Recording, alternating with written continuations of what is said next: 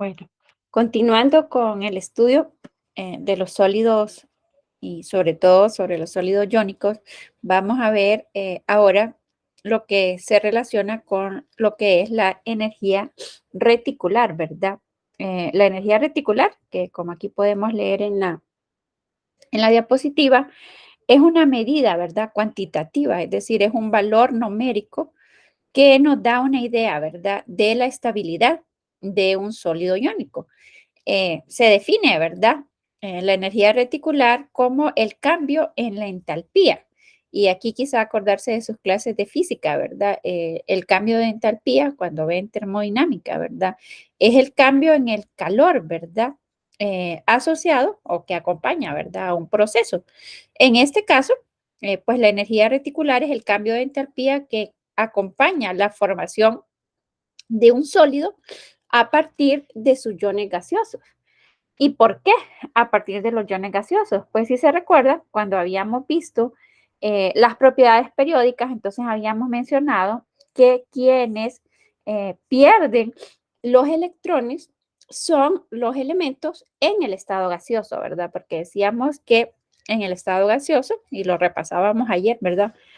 Cuando repasábamos el estado sólido, que en el estado gaseoso es cuando los átomos están más separados, ¿verdad? Entonces, es más fácil remover un electrón a un solo átomo que, por ejemplo, en el estado sólido, que como mirábamos ayer, decíamos, los átomos están bien contiguos uno con respecto al otro, ¿verdad? Entonces, el metal, por ejemplo, en este caso, ¿verdad? Los compuestos iónicos, que si se recuerdan, ya habíamos repasado, se forman, ¿verdad? Entre un metal y un no metal, pues ese metal deberá primero de sublimarse, ¿verdad? Es decir, pasar del estado sólido al estado gaseoso para que en el estado gaseoso eh, se aplique, ¿verdad? Lo que es la energía de ionización, si ustedes se recuerdan, para formar un catión, ¿verdad? Entonces, esto es importante tenerlo claro porque los compuestos iónicos se forman, ¿verdad? A partir de los iones gaseosos, que es lo que podemos ver aquí en esta ecuación general, ¿verdad? Entonces, ese cambio de entalpía que acompaña ese proceso es lo que se conoce con el nombre de energía reticular, ¿verdad? Para calcular, ¿verdad? O determinar ese valor de la energía reticular, se utiliza este ciclo, que se conoce con el nombre del ciclo de Born-Haber, ¿verdad? Por el científico, ¿verdad? Que lo desarrolló y que nos plantea, ¿verdad? Esa serie de procesos que deben de llevarse a cabo para que este sólido iónico pueda formarse, ¿verdad? Y este ciclo de Born-Haber se basa, ¿verdad? En lo que es la ley de Hess, que no sé si se recordarán de sus clases de física, pero si no, aquí se los traje, ¿verdad? Para recordarles, la ley de Hess nos dice, ¿verdad? Que cuando los reactivos se convierten a productos, el cambio de entalpía es el mismo, sea que ese cambio se lleve a cabo en una sola reacción o en una serie de reacciones. Bueno, y creo que aquí se me borró, aquí leyéndolo, ¿verdad? Independientemente de que la reacción se efectúe en un paso o serie de pasos, ¿verdad? Tendría que leerse ahí, que es lo que estábamos viendo acá, ¿verdad? Aquí, si ustedes se fijan, esto que vemos por las dos flechas, ¿verdad? Que están de color azul, pero de diferentes colores. Aquí, si se fijan, esta flecha nos estaría indicando el proceso en un solo paso, ¿verdad? Decir que tenemos el metal en estado sólido, que ese metal lo combinamos con un metal, no metal, perdón, como el cloro en estado gaseoso y que a partir de ahí se va a formar el cloruro metálico. Bueno, esto sería considerarlo en un solo paso. Pero, como hemos dicho, realmente para que se forme, ¿verdad? Ese compuesto iónico, pues el metal, como les decía, deberá de sublimarse, luego deberá de ionizarse. En el caso de, por ejemplo, si pensamos en una molécula de cloro, pues esa molécula de cloro primero deberá de disociarse, ¿verdad? Es decir, deberán de separarse esos dos átomos de cloro y quedar como átomos individuales para que posteriormente esos átomos individuales puedan ganar un electrón, ¿verdad? Pero independientemente de que el proceso ocurra en un solo paso, como en este caso que vemos aquí, o como una serie de pasos, que es esto que vemos acá en la parte superior, la ley de Hess nos dice que el cambio en la entalpía va a ser el mismo, ¿verdad? De manera que basándonos en eso, entonces nosotros diríamos que el cambio en la entalpía, ¿verdad? De formación para un sólido iónico va a ser igual a la suma de la energía de sublimación, ¿verdad? Que es esta que implica pasar del estado sólido al estado gaseoso, más un medio, ¿verdad? De la energía de disociación, porque aquí, como estamos diciendo, pues la molécula de cloro tiene 2 átomos de cloro, pero nosotros solo vamos a necesitar uno, ¿verdad? Entonces, por eso es la mitad de ese valor, ¿verdad? Más lo que sería la primera energía de ionización, que es la energía necesaria, ¿verdad? Para que un átomo pierda un electrón, más la afinidad electrónica, que si se recuerdan habíamos dicho ahora que la afinidad electrónica también es un cambio en la entalpía asociada con la ganancia de un electrón, más esta que tenemos aquí, que es la energía reticular, ¿verdad? Porque ya decíamos, la energía reticular es el cambio de entalpía que acompaña la formación de un sólido a partir de sus iones, ¿verdad? Entonces, en este caso, en la ecuación de color azul oscuro, estamos partiendo de los iones en estado gaseoso para formar el compuesto sólido, ¿verdad? Entonces, esta es la energía reticular. Y pues basándonos en esta ecuación, pues se acordarán, bueno, no sé si lo recuerdan, ¿verdad? Pero en las clases probablemente lo vieron en general 2, ¿verdad? Ya las entalpías de formación ya se conocen, ¿verdad? Es decir, ya están tabuladas. Nosotros, a partir de esta ecuación, podríamos despejar, ¿verdad? Para lo que es la energía reticular, ¿verdad? Y entonces, para dejar aquí la energía reticular sola, pues tendríamos que restarle todos estos que suman, ¿verdad?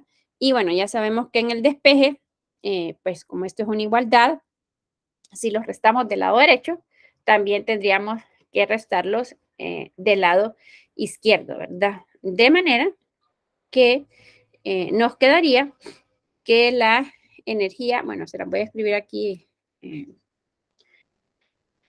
con el teclado porque es más rápido para mí para escribir. La energía reticular sería igual al bueno, creo que no, porque no voy a poder escribir los símbolos. Sería igual, ¿verdad? A la entalpía, al cambio, ¿verdad? En la entalpía de formación menos el cambio en la entalpía de sublimación, o lo que sería, ¿verdad? La entalpía de sublimación menos un medio de la entalpía de disociación menos la primera energía de ionización menos la afinidad electrónica, ¿verdad? Porque aquí, como les decía, lo que queremos es dejar sola la energía reticular. Entonces, al momento de despejar, ¿verdad? Para dejar sola la energía reticular, entonces, como les decía, tendríamos que restar, ¿verdad? Todos estos del lado derecho y también tendríamos de restarlos del lado izquierdo, ¿verdad? Entonces, bien, con esto nosotros podemos, ¿verdad? Perdón, calcular la energía reticular, ¿verdad? Para cualquier sólido, utilizando, ¿verdad? Este ciclo y si conocemos los valores, ¿verdad? De la energía de sublimación, de ionización, de disociación, de afinidad electrónica y de formación, ¿verdad? De un determinado sólido. Aquí, si se recuerdan, habíamos mencionado que cuando hablamos de procesos termodinámicos, ¿verdad? El signo positivo nos indica que ese proceso es un proceso que absorbe energía, ¿verdad? Es decir, pasar del estado sólido al estado gaseoso requiere de energía. En el caso del potasio, pues un mol de moles de potasio requeriría 89 kilojoules de energía, ¿verdad? Para sublimarse. Para que perdiera ese electrón de valencia, se requeriría aplicar 425 kilojoules por cada mol de potasio para separar, ¿verdad? Estos átomos, para romper ese enlace, ¿verdad? Entre dos átomos de cloro, pues también tendríamos que aplicar energía, en este caso equivalente a 244 kilojoules, mientras que, por ejemplo, la ganancia de un electrón liberaría energía y la formación del cloruro de potasio, pues también sería un proceso exotérmico, ¿verdad? Un proceso que liberaría energía. Ya vamos a volver sobre este ejercicio, solo quiero terminar, ¿verdad? ¿Por qué es importante, verdad, conocer o poder determinar este valor de la energía reticular? Es porque las propiedades de los compuestos iónicos están relacionadas con el valor, ¿verdad?, de la energía reticular. En algunos libros o en algunas páginas, ¿verdad?, de internet aparece con el nombre de energía de red. Entonces ahí para que ustedes sepan que sea que lo encuentren como energía reticular o como energía de red, nos estamos refiriendo a lo mismo, ¿verdad? Y eh, dijéramos como la tendencia, ¿verdad? Es que cuanto mayor es la energía de red, más estable es el compuesto. Entonces, ¿qué quiere decir eso? Que es más estable, que se va a mantener como unidad sin sufrir, ¿verdad? Muchos cambios, ¿verdad?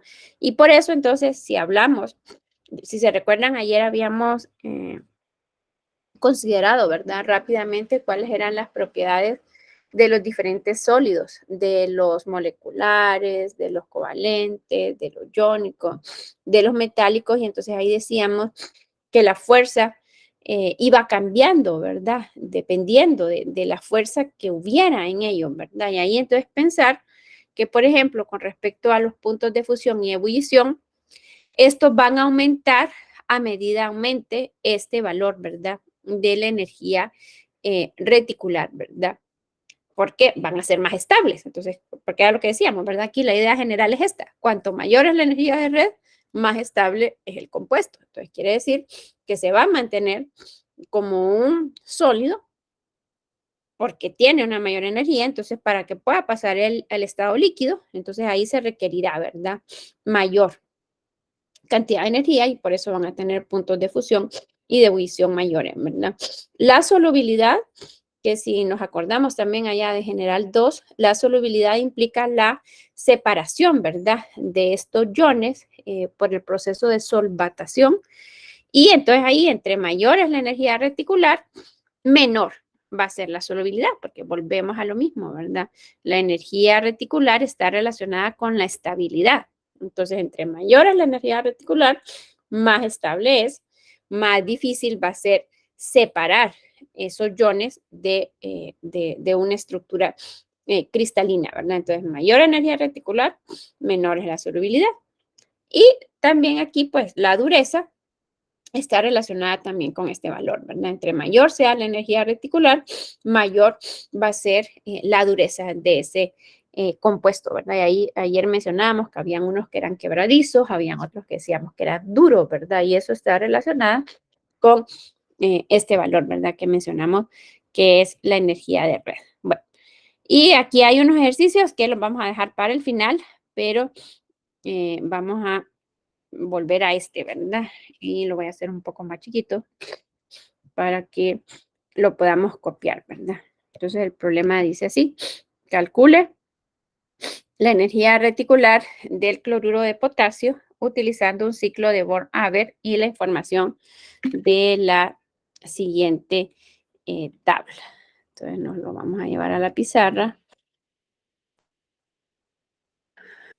Aquí permítanme que lo estoy pegando aquí en la pizarra y nos vamos a llevar los datos también, ¿verdad?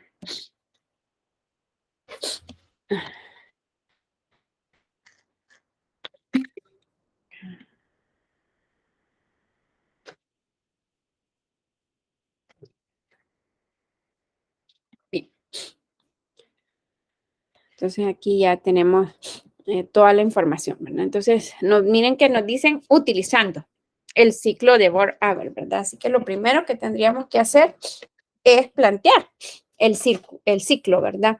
Para lo que sería el cloruro de potasio. Entonces, el cloruro de potasio se formaría a partir de ¿quiénes? Se formaría a partir del potasio, que es un metal que se encuentra en estado sólido. Recordemos que el único metal, ¿verdad?, que tenemos en estado líquido es el caso del mercurio. De ahí todos los demás los vamos a encontrar a temperatura ambiente en estado sólido. Luego, si es cloruro de potasio, entonces se va a formar a partir del cloro, ¿verdad?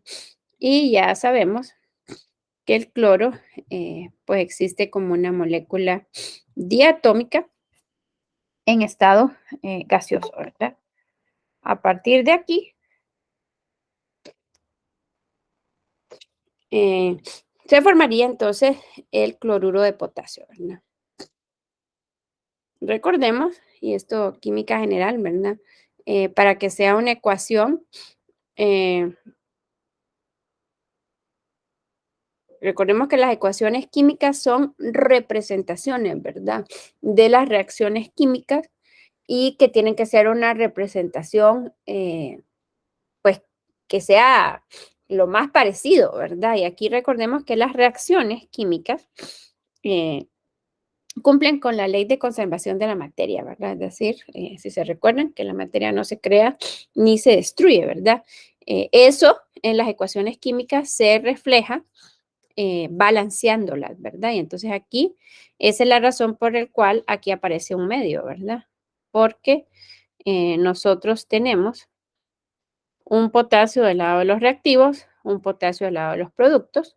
Tenemos un cloro del lado de los productos, pero tenemos 2 del lado de los reactivos, ¿verdad? Entonces, si multiplicamos un medio por 2, eso nos daría 1, ¿verdad? Entonces, ya ahí la ecuación está balanceada.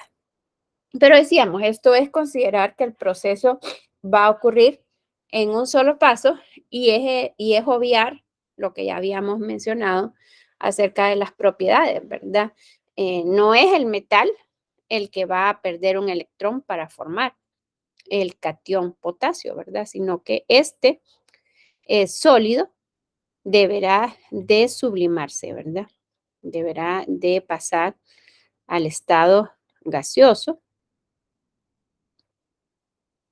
Una vez que haya pasado, ¿verdad?, al estado gaseoso, entonces ahí sí nosotros podemos aplicar la energía de ionización y ese eh, átomo puede perder, ¿verdad?, su electrón de valencia para formar el catión potasio. Aquí, como ya decíamos, en el caso del cloro, lo primero que deberá de ocurrir es que este cloro, esta molécula de cloro, ¿verdad?, se disocie, se separen esos átomos de cloro para que tengamos un átomo de cloro individual. Y entonces aquí es donde decimos, ¿verdad? Vamos a utilizar la mitad de la energía de disociación, ¿verdad? Y luego este átomo de cloro en estado gaseoso puede ganar un electrón para formar el ion cloruro. Y luego, pues estos dos iones, una vez formados, sabemos, se van a atraer, ¿verdad? Por estas diferencias de carga y van a formar, ¿verdad? Lo que sería nuestro sólido iónico, ¿verdad? Entonces, bueno, aquí este proceso, como les decía, ¿verdad? Esta sublimación va a tener un valor de 89, ¿verdad? Es decir, este es un proceso que, como les explicaba, el hecho de que tenga un signo positivo implica de que este proceso debe de absorber energía. Luego también bueno, voy a ponerlos todos de azul para el potasio. Este paso, ¿verdad? De pasar de ser un átomo neutro a ser un catión, también requiere energía y es equivalente a esta, ¿verdad? Luego, en el caso del cloro, entonces ya decíamos, lo primero es que este cloro se debe de disociar, es decir, separarse, ¿verdad? Para tener los átomos de cloro individuales. También es un proceso que absorbe energía. Y luego ya la ganancia de electrones, que sería esta, ¿verdad? La voy a poner por acá arriba. Es un proceso que en el caso del cloro libera energía, ¿verdad? Y luego esta que decíamos que es el valor de la formación, ¿verdad? Cuando asumimos que el proceso ocurre en un solo paso. Y como decíamos, este que tenemos acá, este es la energía reticular, ¿verdad? Que es la que nos están pidiendo, ¿verdad? En este caso, que calculemos. Pero ya aquí ya teníamos la fórmula, lo único que tendríamos que hacer sería sustituir, ¿verdad? Entonces diríamos que la energía reticular va a ser igual a la entalpía de formación, ¿verdad? Que ya decíamos que era esta, y que tiene un valor de menos 438 kilojoules por mol. Que si se fijan, todos tienen la misma unidad, o sea que al momento de calcularlas la podemos obviar, pero al dar la respuesta tenemos que decir, ¿verdad? Que la unidad son kilojoules por mol. Entonces tendríamos menos 438 menos la entalpía de sublimación, que ya decíamos era positivo 89. Bueno, bueno, no sé, aquí creo que mejor separo el signo, ¿verdad? Para que se vean. Menos 89 menos la mitad, ¿verdad? O sea, 0.5 por más 244, ¿verdad? Porque es el valor de la mitad que vamos a utilizar. Menos la energía de ionización, que aquí la tenemos, que es 425. Aquí lo estoy poniendo no como están aquí, ¿verdad? Sino como los habíamos escrito acá. La entalpía de formación, perdón, la energía reticular va a ser igual a la entalpía de formación menos la entalpía de sublimación menos la mitad, que serían estos dos valores, ¿verdad? Menos la mitad de la energía de disociación menos la energía de ionización, que aquí nos dicen que es 425, menos la afinidad electrónica, ¿verdad? Que es la energía asociada, ¿verdad? Con la ganancia de un electrón, y aquí es menos 355. Es importante tener cuidado con esto de los signos, ¿verdad? Y por eso es que se los estoy poniendo ahí con paréntesis y todo, para que les quede bien. Bueno, entonces si revisan ahí ustedes, bueno, si sacan, ¿verdad? Ahí una calculadora y hacen el cálculo, entonces tendríamos que serían menos 438 menos 89 positivo menos 122 menos 425 menos 355, ¿verdad? Entonces, ¿cuánto les da eso? Ahí sí lo hacen.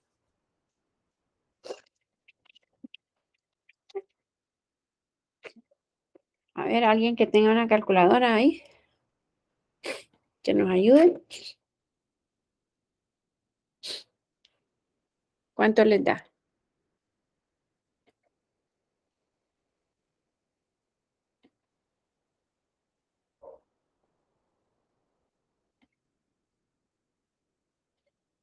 O ya se quedaron dormidos ustedes.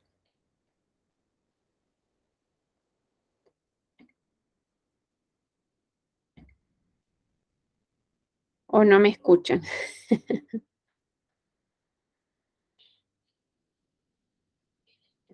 ¿Me escuchan?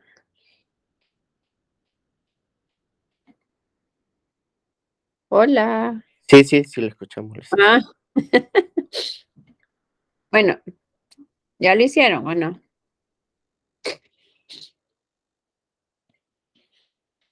Bueno, a mí me da menos 719. Pero no sé si a ustedes les da eso, ¿verdad?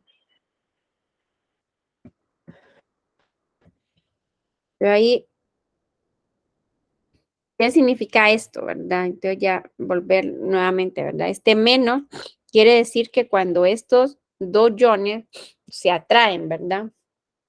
Por esta diferencia de cargas y se forma el sólido. Y entonces miren que aquí este es un proceso que implica, ¿verdad? Pasar de dos especies que están en estado gaseoso a una especie que está en estado sólido, ¿verdad? Entonces este proceso es un proceso que libera energía y eso lo sabemos por este signo negativo, ¿verdad? Recordar eso que les decía en termodinámica, esos signos negativos lo que representan es que se liberó, ¿verdad? Esa cantidad de energía cuando estos dos iones pues se unieron y formaron, ¿verdad? La estructura cristalina, que fue la,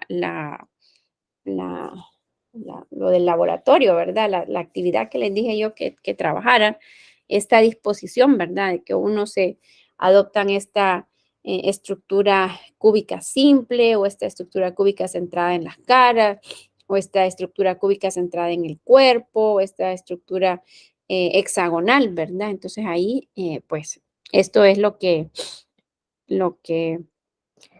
este, ocurre, ¿verdad? En este proceso que estamos describiendo como eh, la energía de reticular. ¿Les dio 719 o no? Sí, Lick, ya la saqué y eso me dio. Eso le dio, ¿verdad? Ok, muy bien. Bueno, entonces ahora vamos a hacer, bueno, ya les hice yo uno, ahora quiero que ustedes hagan el siguiente, ¿verdad? Entonces vamos a, aquí se lo voy a poner.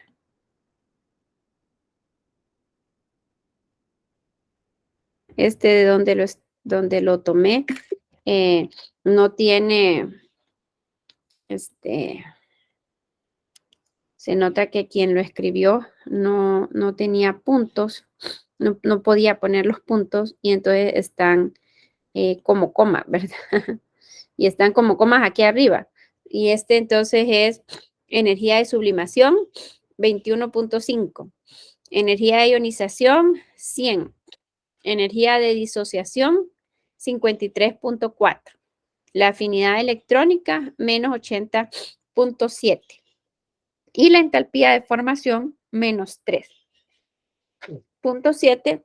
Y en este caso, pues aquí nos acordaremos, ¿verdad? Que las unidades para la energía, dependiendo si estamos hablando del, bueno, en el sistema internacional, son los kilojoules, ¿verdad? Pero recordemos que otra unidad que también se utiliza para energía son las calorías, ¿verdad? Y por eso fue que se los quise copiar, para que vean que no cambia, ¿verdad? Por el hecho de que cambien las unidades. O sea, sigue siendo el mismo. Entonces, bueno, les voy a dar 5 minutos para que ustedes planteen el ciclo de von Haber, que como les decía, es este ciclo, ¿verdad? Que nos describe la formación de un sólido cuando lo pensamos en un solo paso o cuando lo describimos, ¿verdad? Como la serie de pasos que deben de ocurrir. Entonces, lo primero es que deberían de hacer este ciclo y luego deberían de calcular, ¿verdad? La energía reticular, pues utilizando la fórmula que ya habíamos visto. Les voy a dar 1 minuto, porque no sé si ya les había dado chance de copiarlo ahí en sus cuadernos. El ciclo, y no sé tampoco si ya habían copiado la fórmula, así que les voy a dar 1 minuto para que lo copien. Y luego les voy a dar los otros 4 minutos para que traten ahí de plantear en su cuaderno el ciclo y de calcular directamente la energía reticular.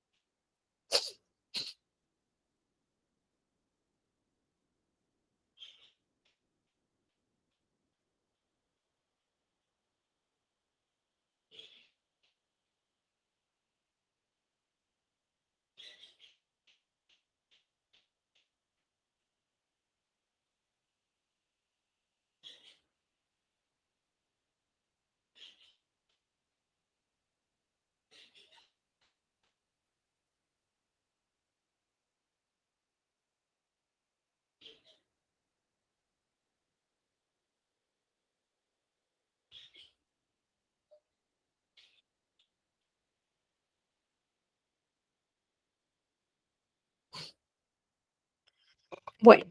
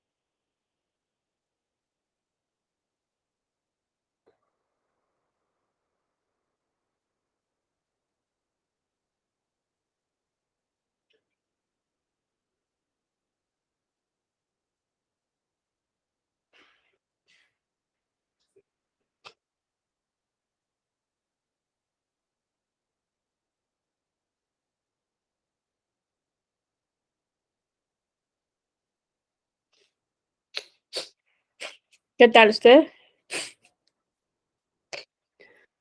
Ya más o menos.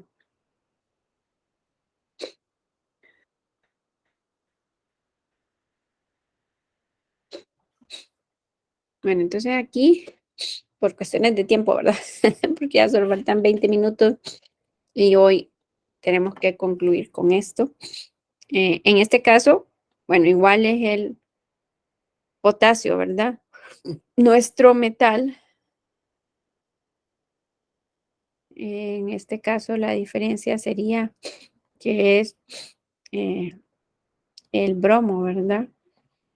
Nuestro halógeno, que también sabemos ya que existe como molécula diatómica, ¿verdad? Que formaría el bromuro de potasio.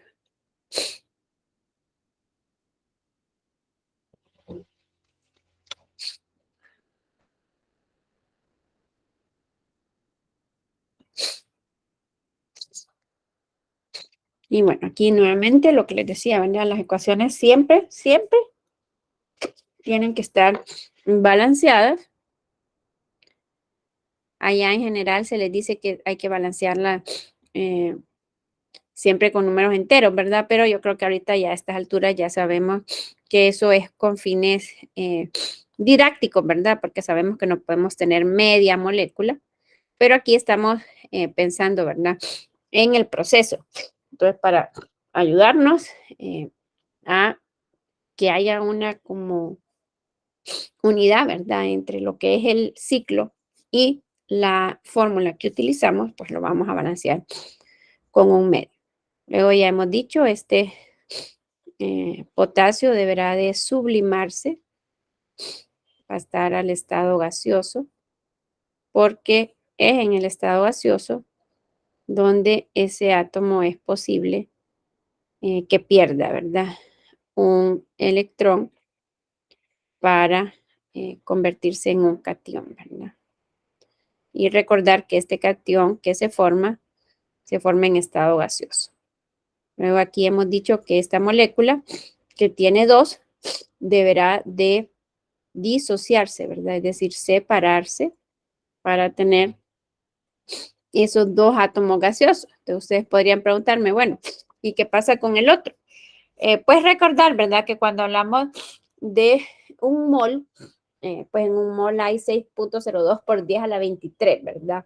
O sea, miles de millones de átomos o de moléculas, ¿verdad? Entonces aquí, pues ese otro bromo, junto con otro potasio, formará, ¿verdad? Ahí.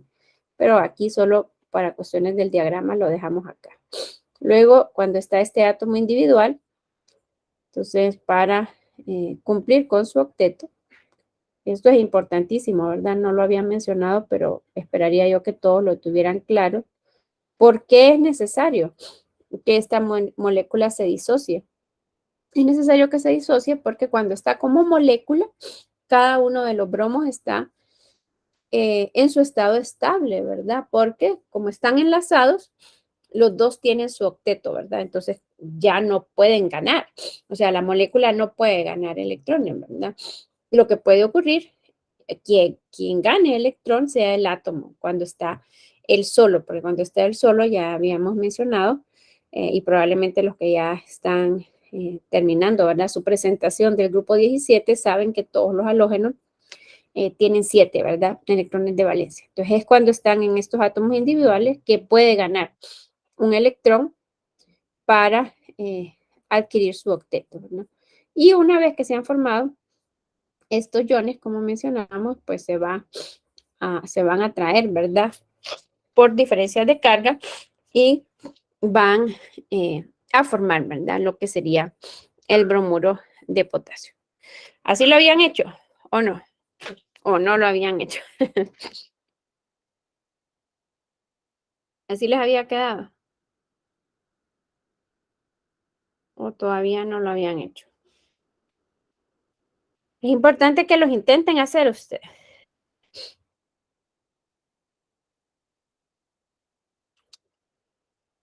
¿Qué tal? ¿Sí los habían hecho o no? En eso estábamos, Lick. En eso estaban. Bueno, ahí hay que tratar de trabajar, ¿verdad? Un poco más rápido. Pero bueno, no sé si hay alguna pregunta o alguna duda del ciclo, ¿verdad? Ya vamos a ir al cálculo, pero del ciclo, no sé si hay alguna pregunta o estamos bien.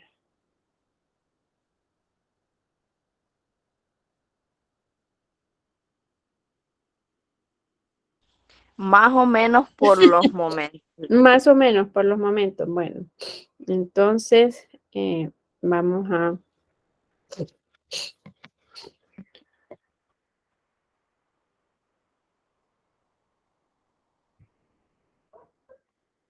pasar, ¿verdad? A lo que sería el cálculo, ¿verdad? Entonces, en el cálculo, ya decíamos, la energía reticular va a ser igual a la energía de formación, que decíamos que es esta, ¿verdad? Que sería menos 93.7 menos las energías que hemos descrito aquí en el ciclo, ¿verdad? Entonces, esta, como les digo yo, esta es la de formación, ¿verdad? Que sería, bueno, aquí se lo voy a poner para que... Esta es la energía de formación, ¿verdad? Que es este valor de 93.7. Luego aquí tendríamos la de sublimación, la de ionización, la de disociación, que es esta, la afinidad electrónica, que sería esta, ¿verdad? Y la que nos están preguntando, que es esta, que es la energía reticular. Entonces sería menos 93.7 menos la de sublimación, que sería 21.5, menos la de ionización, siguiendo aquí toda la línea con el potasio, que sería 100, menos la energía, la mitad, ¿verdad? Recuerden que aquí este tiene 2 átomos, pero nosotros solo estamos utilizando uno, o sea que sería la mitad. Sería 0.5, perdón, estoy como el problema. 0.5 por la energía de disociación, ¿verdad? Que es 53.4 menos la afinidad electrónica, que es menos 80.7. Entonces ahí si ustedes hacen el cálculo, les quedaría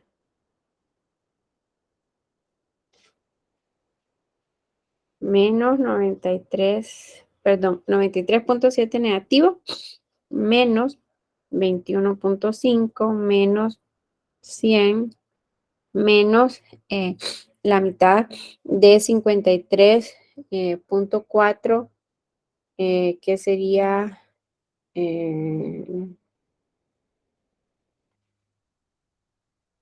26.7, sí, ¿verdad?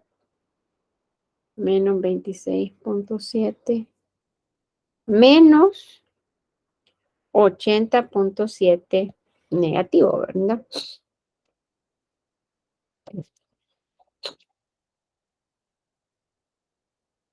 ¿Ya lo hicieron? ¿O todavía no?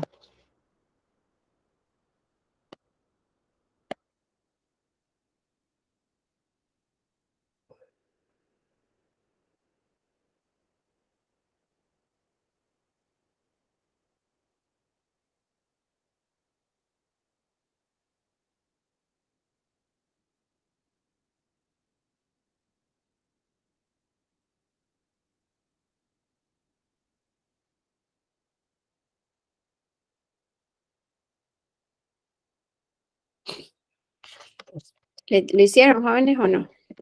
Lick, siempre el resultado tiene que ser negativo, como el anterior. Sí, normalmente este proceso es un proceso que libera. Recordemos que no es que sea negativo, ¿verdad? Era lo que les decía. Esto hay que pensar que son procesos termodinámicos y que el signo positivo o negativo lo que está es diciéndonos si ese proceso absorbe energía o si ese proceso libera energía. La formación Oh, de, la formación de los sólidos iónicos siempre liberan energía. Entonces sí va a ser negativo en ese caso. muy bien. Bueno, le daba eso, menos 161.2 kilocalorías por mol. Casi me dio igual, Lick, pero como yo no, solo multipliqué el 0.5 por el 53.4 y usted lo dividió en, bueno, le sacó la mitad y yo no, entonces por eso me dio un poquito más. No, pero es que 0.5 es la mitad. Es una cosa Ah, de fraccionar, pero les pero debería de dar lo mismo. O sea, debería darles ahí lo mismo. O sea, 53.4 por 0.5 es 26.7. es O que sea, me dio negativo 165.2 y bueno, a mí o- me dio más que usted, entonces la voy a volver a hacer. sí, yo también la voy a volver a hacer porque no sé, puede ser que yo me puesto mal los datos. O sea, serían 93, perdón, 93.7 negativo. 93.7 negativo menos 21.5 menos 100 menos 26.7 menos 80.7. No, me sigue dando 161.2 a mí. ¿Alguien más que lo haya hecho ustedes? Que nos saque a Yareli y a mí de esta situación. Ya, Lick, ya me dio lo que le dio a usted. Yo es que algo había puesto mal. Ok, bueno, y entonces aquí solamente para que podamos relacionarlo, ¿verdad? Con lo que les presentaba les ponía en la presentación, ¿verdad? Que cuando ustedes conocen la energía reticular de dos compuestos, ustedes pueden predecir ciertas propiedades respecto a estos dos, ¿verdad? Entonces aquí Quizás se recordarán, una kilocaloría equivale a 4.184 kilojoules, ¿verdad? Una kilocaloría es igual a 4.184 kilojoules. ¿Por qué les digo esto? Porque así como lo tenemos ahorita, no podemos hacer comparaciones, ¿verdad? Entre los dos que hemos hecho. O sea, aquí en el anterior habíamos encontrado la energía reticular en kilojoules por mol. Y ahorita lo acabamos de encontrar en kilocalorías, entonces tendríamos que convertirlo, ¿verdad? Y aquí entonces se recordarán, ¿verdad? Que para, bueno, voy a cambiar aquí la unidad. Ay, perdón. Lo voy a escribir de otra forma para que podamos hacer la conversión, ¿verdad? O sea que serían 1.61.2 kilocalorías por cada mol, ¿verdad? Por cada mol. Entonces, si lo convertimos, aquí se acordarán, ¿verdad? Del factor unitario de química general. Entonces, estamos diciendo que una kilocaloría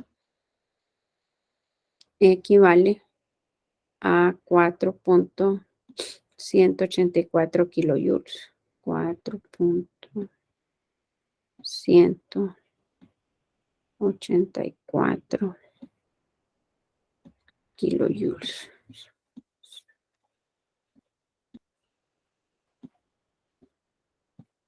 Aquí entonces se cancelarían, ¿verdad? Kilocalorías con kilocalorías y nos quedaría ahora kilojoules por mol. Entonces, si multiplican, ¿verdad? Ahí, menos 161.2 por 4.184, eso nos daría menos 674.5, redondeado, ¿verdad? ¿Les da sí o no? Sí, da.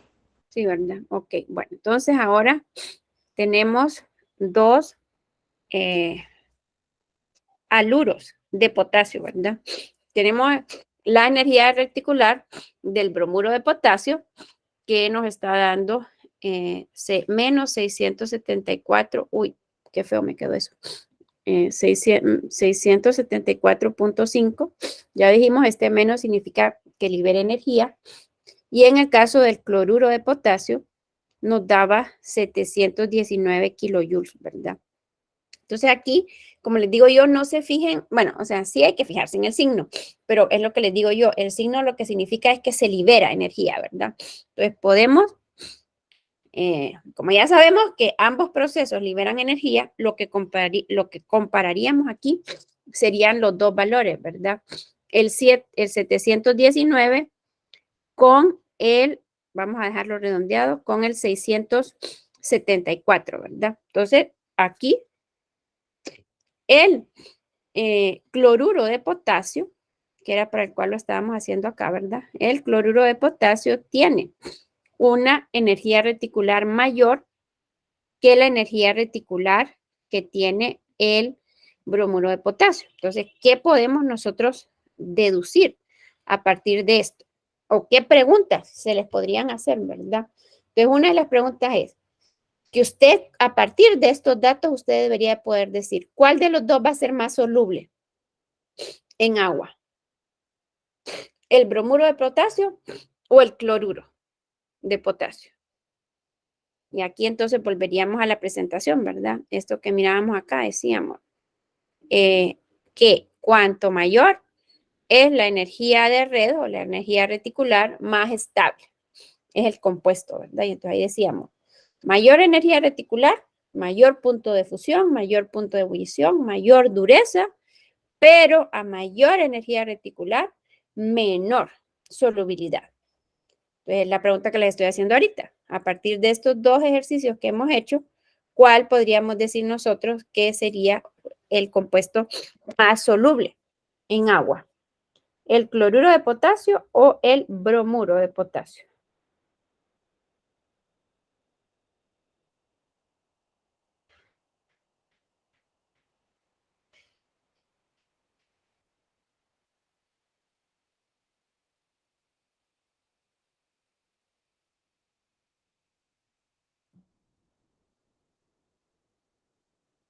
El segundo, Lick.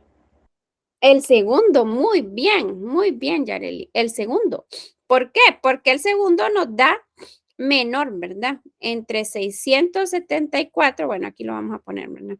Para que no se nos tumulte tanto. Entre 674 y 719, que era el otro valor que nos daba. Entonces, ¿cuál valor es mayor? Pues es mayor 719, ¿verdad? Entonces quiere decir que este va a ser menos soluble en agua, por lo que este sería más soluble en agua, ¿verdad? Muy bien. ¿Queda claro? ¿O no?